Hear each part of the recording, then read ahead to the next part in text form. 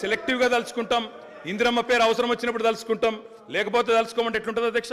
కాబట్టి తప్పకుండా చెప్పాలా, చరిత్ర అనేది దాస్తే దాగేది కాదు అధ్యక్ష. ప్రగతి భవన్కు పోయి అక్కడ కేసీఆర్ గారి పేరు మీద మట్టి పూయంగానే చరిత్ర మరుగున పడిపోదు అధ్యక్ష.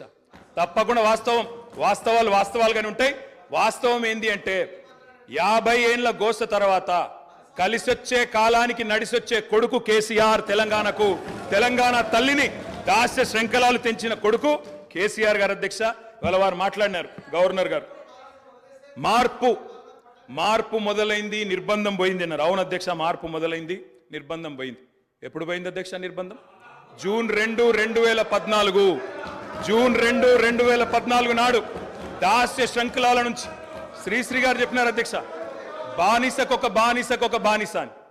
దరిద్రం ఏంటంటే అధ్యక్ష, దరిద్రం ఏంటంటే గతంలో మనల్ని పీడించిన వాళ్ళు